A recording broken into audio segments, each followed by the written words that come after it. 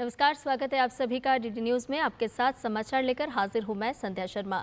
आइए बुलेटिन की शुरुआत करते हैं हेडलाइंस के साथ। 5 देशों की यात्रा के तीसरे पड़ाव में अर्जेंटीना पहुंचे प्रधानमंत्री नरेंद्र मोदी। स्वागत के लिए उमड़ा भारतीय समुदाय। भारत माता की जय और मोदी मोदी के लगाए नारे।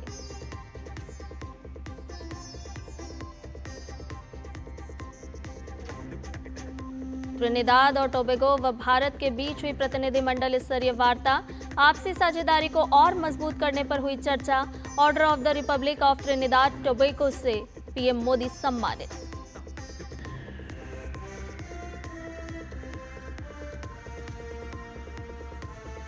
अंतर्राष्ट्रीय सहकारिता दिवस आज। गुजरात को मिलेगा देश का पहला राष्ट्रीय स्तर का सहकारी विश्वविद्यालय। अमित शाह आणंद में त्रिभुवन सहकारी यूनिवर्सिटी का करेंगे भूमि पूजन।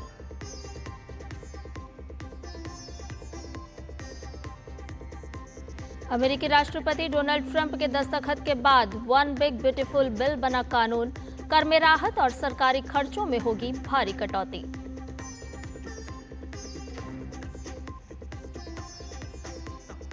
भारत और इंग्लैंड के बीच बर्मिंघम में टेस्ट का चौथा दिन आज।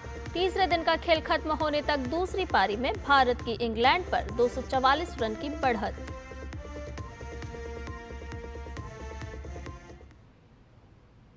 और आइए सभी खबरों को जान लेते हैं विस्तार से। 5 देशों की यात्रा के तीसरे चरण में प्रधानमंत्री नरेंद्र मोदी अर्जेंटीना पहुंचे। राजधानी ब्यूनस आयर्स में प्रधानमंत्री का भव्य स्वागत हुआ।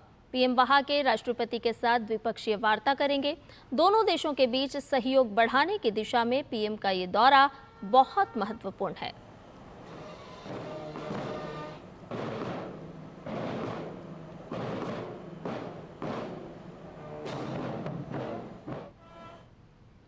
प्रधानमंत्री मोदी का ब्यूनस आयर्स में होटल पहुंचने पर शानदार अभिनंदन हुआ। पीएम के स्वागत के लिए भारतीय समुदाय उमड़ पड़ा। लोगों ने भारत माता की जय और मोदी मोदी के नारे लगाए।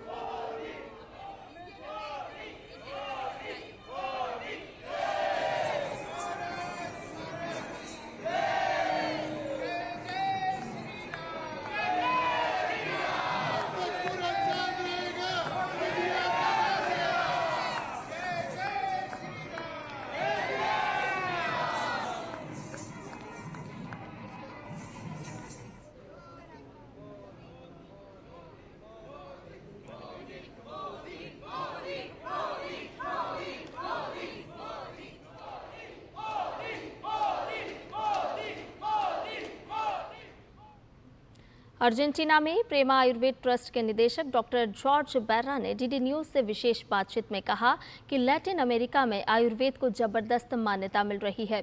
उन्होंने प्रधानमंत्री नरेंद्र मोदी के नेतृत्व में वैश्विक स्तर पर आयुर्वेद को मिल रही पहचान की सराहना की।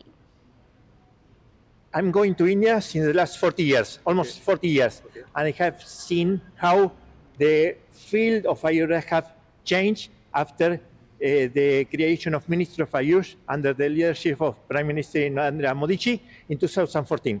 Things have changed a lot. India has opened Ayurveda for all the world, and for this reason we have full gratitude to India. And this reason also we appreciate the work from prime minister Narendra Modi ji. प्रधानमंत्री नरेंद्र मोदी के दौरे को लेकर Argentina में उत्साह का माहौल है। अर्जेंटीना के हस्तिनापुर फाउंडेशन के निदेशक गुस्तावो कैंट्रोवे ने कहा कि पीएम मोदी की अर्जेंटीना यात्रा दोनों देशों के बीच सांस्कृतिक संबंधों को मजबूत करेगी। उन्होंने कहा कि भारतीय संस्कृति योग के माध्यम से और पीएम मोदी के प्रयासों से वैश्विक स्तर पर लोकप्रिय हो रही है।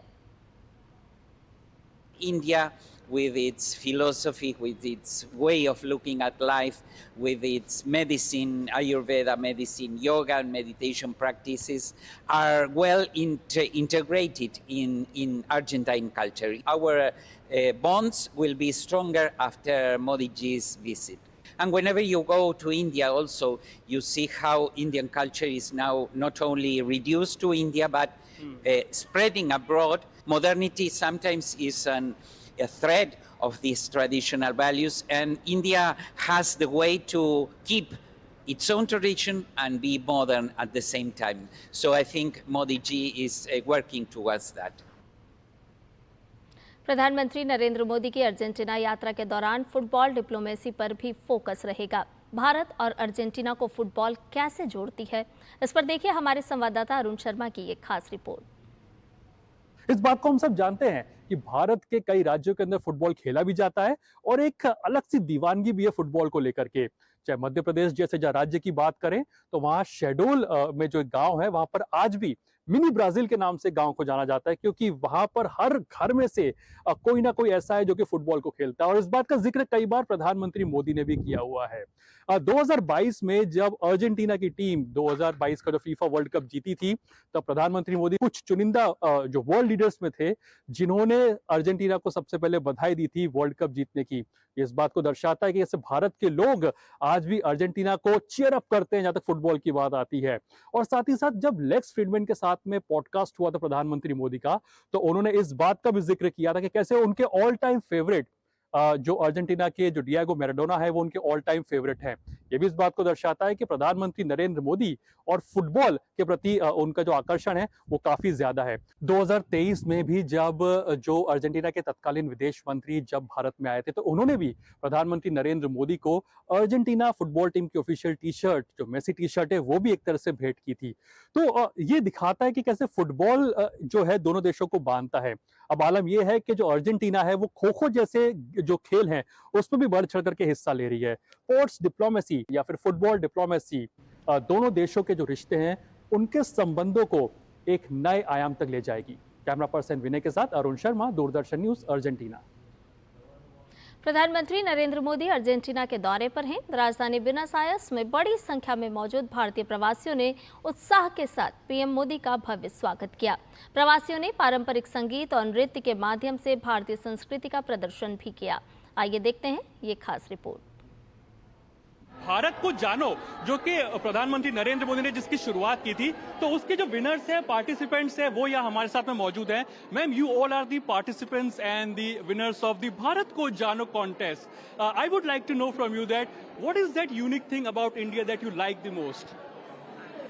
We really, since we traveled to India, we fell in love with the food, with the people, with the culture, with everything. We wish to come back again, and we are very happy to share with Mr. Prime Minister this moment. India, for me, is the most important is its people and its culture. But the people are great. I am visual artist. I love to study about arts in India. I'm Bharatanatyam dancer and Odissi dancer too, and I love to study there in Chennai and Odisha. I love to travel there. हमने यहाँ पर देखा कि किस तरह से जो भारतीय हैं, भारतवंशी हैं अर्जेंटीना के अंदर, और साथ ही साथ जो अर्जेंटीना वासी हैं वो भी बढ़ चढ़ करके प्रधानमंत्री नरेंद्र मोदी के स्वागत के लिए इस समय पर आए। और जाहिर सी बात ये बताता है कि पीपल टू पीपल कनेक्ट को कैसे बढ़ावा देता हुआ दिखाई देगा प्रधानमंत्री नरेंद्र मोदी का अर्जेंटीना का ये दौरा। Arun Sharma, Doordarshan news, Argentina. इससे पहले त्रिनिदाद और टोबैगो व भारत के बीच प्रतिनिधिमंडल स्तरीय वार्ता हुई। वार्ता में प्रधानमंत्री कमला प्रसाद बिसेसर और प्रधानमंत्री नरेंद्र मोदी ने आपसी साझेदारी को और प्रगाढ़ करने पर चर्चा की।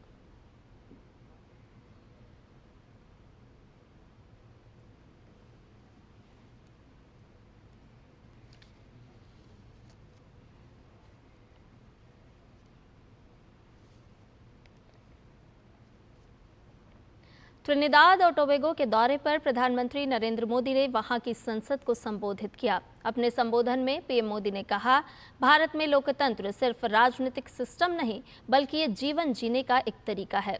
गौरतलब है कि त्रिनिदाद और टोबैगो की संसद को संबोधित करने वाले पीएम मोदी पहले भारतीय प्रधानमंत्री हैं।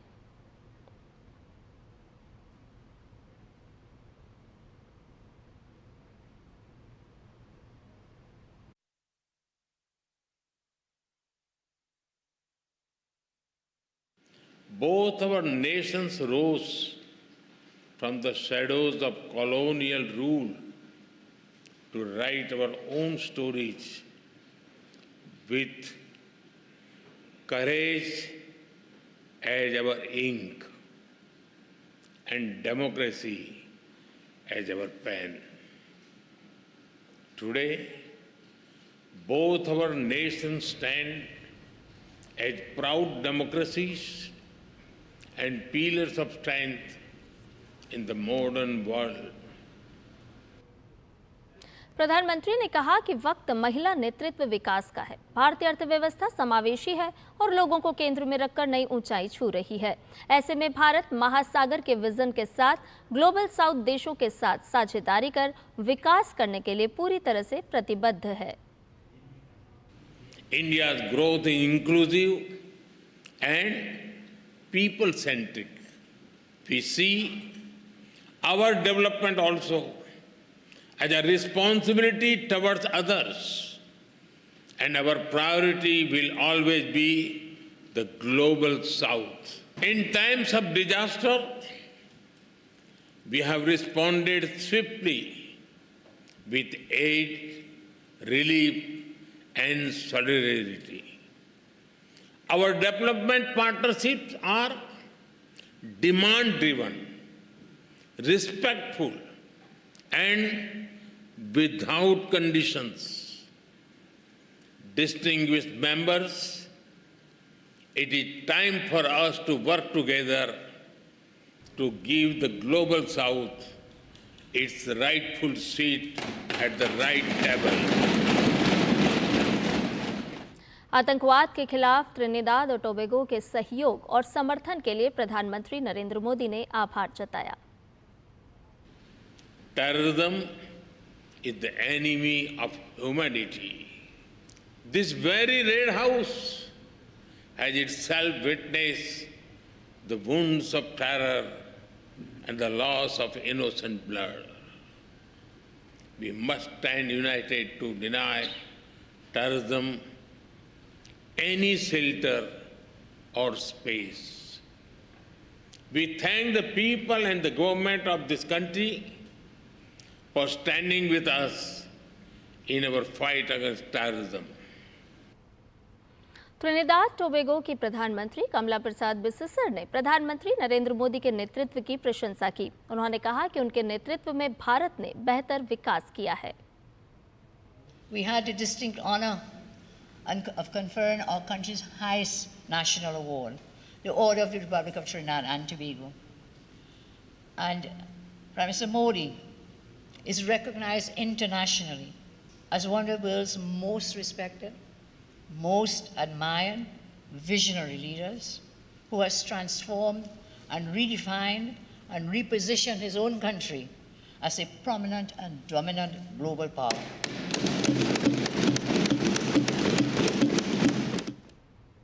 भारत और त्रिनिदाद टोबैगो के बीच कुल 6 समझौता ज्ञापन पर हस्ताक्षर हुए। ये समझौते फार्मा, भारतीय सहयोग से बनने वाले 58,000 अमेरिकी डॉलर के 5 विकास कार्यों, इसमें स्वास्थ्य, सड़क के इंफ्रा विकास, राजनयिक प्रशिक्षण, खेल और संस्कृति के क्षेत्र में सहयोग को लेकर हुए। छठा समझौता त्रिनिदाद टोबैगो स्थित विश्वविद्यालय में हिंदी चेयर स्थापित करने को लेकर हुआ। प्रधानमंत्री के सफल दौरे के लिए त्रिनिदाद के प्रधानमंत्री ने मिठाई भेंट की। वहीं एक प्रोसेसिंग यूनिट का प्रोटोटाइप भी प्रधानमंत्री को भेंट दी गई।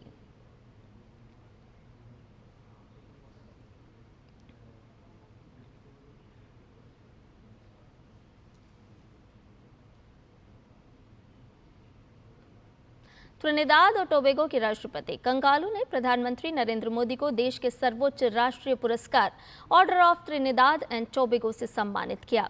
Order of the Republic of Trinidad Tobago से प्रधानमंत्री नरेंद्र मोदी को नवाजा गया। प्रवासी भारतीय कार्यक्रम के दौरान त्रिनिदाद की प्रधानमंत्री कमला प्रसाद बिसेसर ने पुरस्कार देने की घोषणा की थी। अंतर्राष्ट्रीय स्तर पर प्रधानमंत्री को मिलने वाला ये 25वां नागरिक सम्मान है। इससे पहले फ्रांस, सऊदी अरब, साइप्रस, रूस, अमेरिका सहित श्रीलंका, भूटान, गयाना, डोमिनिका और अन्य कई देश नागरिक सम्मान दे चुके हैं। प्रधानमंत्री मोदी ने त्रिनिदाद टोबैगो द्वारा दिए गए सम्मान को दोनों देशों की गहन और ऐतिहासिक मित्रता का प्रतीक बताया। उन्होंने 140 करोड़ भारतीयों की ओर से साझा गौरव के तौर पर सम्मान को स्वीकार किया। सम्मान का पहली बार किसी फॉरेन लीडर को दिए जाना हमारे विशेष संबंधों की गहराई को दर्शाता है। यह संबंध हमारे साझा इतिहास और सांस्कृतिक धरोहर पर आधारित है। 180 साल पहले भारत से जो लोग यहां आए थे, उन्होंने हमारी मित्रता की नींव रखी थी। भले ही उनके हाथ खाली थे, किंतु उनके मन भारतीय सभ्यता, संस्कृति और विविधता से समृद्ध थे। उन्होंने आपसी सौहार्द और सद्भाव को जो बीज बोए थे, वे आज त्रिनिदाद और टोबैगो के प्रति, उनकी प्रगति के प्रति और समृद्धि के रूप में साकार हो रहे हैं। त्रिनिदाद और टोबैगो की राष्ट्रपति क्रिस्टिन कार्ला कंगालू ने कहा कि प्रधानमंत्री नरेंद्र मोदी को सर्वोच्च नागरिक सम्मान देते हुए गौरव का अनुभव हो रहा है। उन्होंने कहा कि भारत लगातार एक सच्चे मददगार की तरह मजबूती के साथ त्रिनिदाद और टोबैगो का साथ देता रहा है। Trinidad and Tobago is immensely glad to have been able to bestow upon you, sir, our nation's highest honor, in recognition of the tremendous work that you have done with our nation over the years, and for the kindness and the generosity which you have always shown to our country, and indeed our region. Your kindness and generosity to the people of Trinidad and Tobago are legendary. They have been shown time and time again, including, as we have heard, during the crisis of the COVID-19 pandemic, when 40,000 doses of COVID-19 vaccines arrived in Trinidad and Tobago as a result of your personal intervention and action. That act of kindness only further strengthened the long-standing relationship between the governments and people of both of our countries. Bulletin में खबरें अभी और भी हैं, लेकिन फिलहाल रुकने एक छोटे से ब्रेक के लिए जल्द हाजिर होंगे।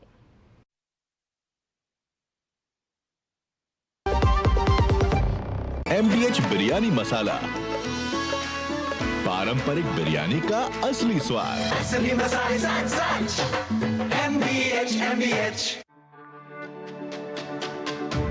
मेरी पसंद, मेरी पसंद, मेरी पसंद, मेरी पसंद, हमारी पसंद, हम सबकी पसंद। मजबूत देश का मजबूत सरिया होंगे स्टील। ब्रेक के बाद समाचार में आपका एक बार फिर से स्वागत है। खबरों में बढ़ते हैं आगे। अंतर्राष्ट्रीय सहकारिता दिवस के अवसर पर केंद्रीय सहकारिता मंत्री अमित शाह आज गुजरात के आणंद में बनने वाले भारत के पहले राष्ट्रीय स्तर के सहकारी विश्वविद्यालय की आधारशिला रखेंगे। इस कार्यक्रम में गुजरात के मुख्यमंत्री भूपेंद्र पटेल और विधानसभा अध्यक्ष शंकर चौधरी भी शामिल होंगे। और करीब 2 दशकों की दूरी और राजनीतिक मतभेदों को भुलाकर महाराष्ट्र नव निर्माण सेना एमएनएस प्रमुख राज ठाकरे और शिवसेना उद्धव बालासाहेब ठाकरे गुट के प्रमुख उद्धव ठाकरे आज मुंबई के वर्ली स्थित NSCI डोम में एक संयुक्त रैली करने जा रहे हैं। इस रैली को मराठी विजय मेलावा नाम दिया गया है। बीजेपी और शिवसेना शिंदे गुट ने इस रैली को आगामी चुनाव से जोड़ते हुए इसे राजनीतिक अवसरवादिता करार दिया है। राज ठाकरे और उद्धव ठाकरे के रास्ते 2005 में अलग हुए थे, जब राज ने शिवसेना छोड़कर अपनी अलग पार्टी महाराष्ट्र नव निर्माण सेना की स्थापना की थी। और उसके बाद से दोनों नेताओं के बीच न सिर्फ राजनीतिक बल्कि पारिवारिक संबंध भी बेहद तनावपूर्ण रहे। पिछले 20 वर्षों में ये पहला मौका है जब दोनों भाई एक ही मंच पर सार्वजनिक रूप से एक साथ दिखाई देंगे। और इधर अमरनाथ यात्रा शुरू होने से जम्मू कश्मीर की अर्थव्यवस्था को मजबूती मिली है। यात्रियों की आवक से स्थानीय व्यापारियों जो कि घाटी में होटल और रेहड़ी पटरी व्यवसाय से जुड़े हैं, उन्हें काफी फायदा मिल रहा है।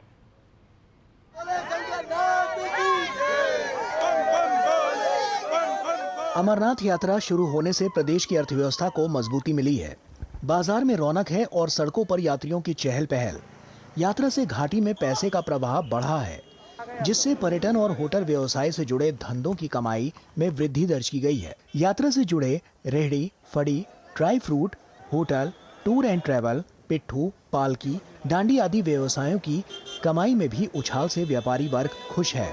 इतनी उम्मीद नहीं थी कि यात्रा इस साल आ जाएंगे, लेकिन शुक्र अल्लाह का कि यहाँ पे यात्री फिर भी आए हैं, तो उम्मीद है कि इससे और बढ़ावा मिलेगा टूरिज्म को। तो हम चाहेंगे आपकी चैनल की वसात से एक फाइनेंशियल पैकेज का इंतजाम किया जाए, यहाँ के लोगों को टैक्सी, गाड़ी, घोड़े सब वो हो। लेकिन यात्रा के लिए मैं ये कहना चाहूँगा कि काफ़ी खुशी है लोगों में। अभी अगर कमाई भी नहीं की तो कोई बड़ी बात नहीं है, लेकिन खुशी है। अब ये फिर रौनक आ रही है, बाजार फिर बस रहे हैं। श्री अमरनाथ यात्रा से पहलगाम के सारे होटल यात्रियों के आवागमन से बुक हैं। कमोवेश ऐसी ही स्थिति जम्मू की भी है। अमरनाथ यात्रा के बाद यात्री जम्मू कश्मीर के प्रसिद्ध पर्यटन स्थलों पर भी पहुंचते हैं, जिससे अन्य पर्यटन स्थलों पर भी व्यवसायी और स्थानीय लोगों को लाभ मिलता है। श्री अमरनाथ वार्षिक यात्रा उन हजारों परिवारों का पेट भरती है जो अपनी रोजी रोटी के लिए इस पर निर्भर हैं। अमरनाथ यात्रा का टट्टू वाले, खच्चर वाले, पालकी वाले साल भर इंतजार करते हैं और ये उनके लिए आय का एक आकर्षक मौका होता है। हमारे जो टैक्सी ओनर्स है, हमारे जो पोनी वाला है, पिट्ठू वाला है, टेंट वाला है, तो हम लोग यात्रियों के साथ साथ हैं। अगर यात्रियों को किसी भी चीज़ की कमी होती है, किसी भी जगह पे कोई प्रॉब्लम होती है, वो हम तक पहुंचाए, हम उनके साथ खड़े हैं। उनकी जो भी कोई मसाइल होगा तो हम उनको सॉल्व करेंगे। 22 अप्रैल के बाद इंसिडेंट हुआ था, कश्मीर के हर घर से लोग बाहर निकले अपनी मर्जी से, उसके लिए प्रोटेस्ट किया और लोगों को साबित करके दिया कि आप कश्मीर आइए, हमारे दिल के दरवाजे आपके लिए हमेशा खुले हैं। 3 जुलाई से शुरू हुई श्री अमरनाथ यात्रा 38 दिनों तक चलेगी। जम्मू कश्मीर की अर्थव्यवस्था को धार्मिक पर्यटन से भी काफी लाभ मिलता है और उम्मीद है कि यात्रा के बाद पर्यटन में जबरदस्त इजाफा होगा। धार्मिक आध्यात्मिक पक्ष से इतर आर्थिक पक्ष है अमरनाथ यात्रा का, इससे जम्मू कश्मीर की हर आवाम को लाभ मिलता है। वो लाभ अनेक क्षेत्रों में होता है। असंगठित क्षेत्र के व्यवसायी लाभ कमाकर अपने वर्ष भर की पूंजी भी इकट्ठा कर लेते हैं। तकरीबन 2000 से 3000 करोड़ रुपए की आय केवल श्री अमरनाथ यात्रा से अनुमानित है।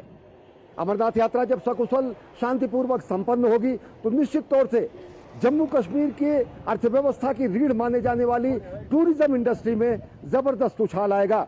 कैमरा पर्सन सुमित धीमान के साथ अश्विनी कुमार मिश्र, डीडी न्यूज, पहलगाम। रुक करते हैं हिमाचल प्रदेश का, जहां मानसून कहर बरपा रहा है। प्रदेश के 3 जिलों मंडी, कांगड़ा और सिरमौर में 6 और 7 जुलाई को भारी बारिश का रेड अलर्ट जारी किया गया है। किसी भी प्रकार की अप्रिय घटना से बचने के लिए मंडी जिला प्रशासन और राज्य सरकार खास तैयारियां कर रहे हैं। वायुसेना के हेलीकॉप्टर स्टैंड बाय में रखे गए हैं। राज्य के उप मुख्यमंत्री मुकेश अग्निहोत्री मंडी जिला मुख्यालय में ही रहेंगे ताकि किसी भी अप्रिय परिस्थिति के समय बेहतर प्रशासनिक समन्वय हो सके। वहीं लोक निर्माण मंत्री विक्रमादित्य सिंह सबसे बुरी तरह प्रभावित सरांज के दौरे पर हैं। मंडी की सांसद कंगना रनौत के भी शाम तक मंडी पहुंचने का कार्यक्रम है। रुक करते अंतर्राष्ट्रीय खबर का। अमेरिकी राष्ट्रपति डोनाल्ड ट्रंप ने शुक्रवार को व्हाइट हाउस में कर और व्यय में कटौती से जुड़े नए कानून पर हस्ताक्षर कर दिए। एक भव्य समारोह के दौरान ट्रंप ने बिल को कानूनी रूप दिया। इस दौरान ट्रंप ने इसे अमेरिकी इतिहास में सबसे बड़ी कर कटौती, व्यय कटौती और सबसे बड़ा सीमा सुरक्षा निवेश बताया। ये विधेयक प्रतिनिधि सभा में एक भावनात्मक बहस के बाद 214 के मुकाबले 218 वोट से पारित हुआ। ये कानून आव्रजन पर अंकुश लगाने के लिए धन मुहैया कराएगा और उनके 2017 के कर कटौती को स्थायी भी बनाएगा। हालांकि इस नए कानून से लाखों अमेरिकियों के स्वास्थ्य बीमा से वंचित होने की आशंका भी जताई जा रही है। ट्रंप ने कांग्रेस के दोनों सदनों से बिल को पारित करने के लिए हाउस स्पीकर माइक जॉनसन और सीनेट के नेता जॉन थुन का आभार जताया। कर और व्यय से जुड़े बिल को पारित होना ट्रंप और उनके रिपब्लिकन सहयोगियों के लिए एक बड़ी जीत है। ट्रंप के समर्थकों का मानना है कि इस नए कानून से अमेरिका में विकास को गति मिलेगी। वहीं उनके विरोधियों का मानना है कि इससे $36.2 ट्रिलियन के कर्ज में $3 ट्रिलियन से अधिक की और वृद्धि होगी। रूस ने यूक्रेन में अब तक का सबसे बड़ा हमला किया है। 22 फरवरी 2022 को शुरू हुए इस युद्ध को 3 साल से अधिक समय बीत चुके हैं, लेकिन दोनों देशों के बीच जारी संघर्ष थमने का नाम नहीं ले रहे हैं। राजधानी कीव में इमारतों और अन्य ठिकानों को तबाह करने के लिए रूस ने हमले के दौरान 11 मिसाइलों और 550 ड्रोन लॉन्च किए। इस हमले से कुछ ही दिन पहले रूस ने सबसे बड़ा हवाई हमला करने का दावा किया था। दोनों देशों के बीच शांति बहाल करने के लिए अमेरिकी राष्ट्रपति डोनाल्ड ट्रंप भी प्रयास कर रहे हैं। अधिकारियों ने बताया कि कीव में बमबारी 7 घंटे तक चली। रूस के इस हमले के बाद राजधानी के कई जिलों में भारी क्षति हुई है। राष्ट्रपति ज़ेलेंस्की ने हमले को लेकर चिंता जताई है। और खेल की खबरों में बर्मिंघम टेस्ट का आज चौथा दिन है। शानदार बल्लेबाजी और गेंदबाजी की बदौलत टेस्ट पर भारत की पकड़ मजबूत हो गई है। तीसरे दिन का खेल समाप्त होने तक टीम इंडिया ने दूसरी पारी में 13 ओवर में 1 विकेट खोकर 64 रन बनाए। आउट होने वाले खिलाड़ी यशस्वी जायसवाल ने 28 रन बनाए। वहीं केएल राहुल 28 और करुण नायर 7 रन बनाकर नाबाद हैं। इस तरह पहली पारी के आधार पर भारत ने 244 रन की बढ़त बना ली है। इससे पहले इंग्लैंड की टीम पहली पारी में 89 ओवर 3 गेंद में 407 रन पर आउट हो गई। इंग्लैंड की ओर से जेम्स स्मिथ और हैरी ब्रुक ने शतकीय पारी खेली। भारत के लिए मोहम्मद सिराज ने 6 और आकाशदीप ने 4 विकेट लिए। और समाचार में फिलहाल मेरे साथ इतना ही। मुझे दीजिए अनुमति। नमस्कार।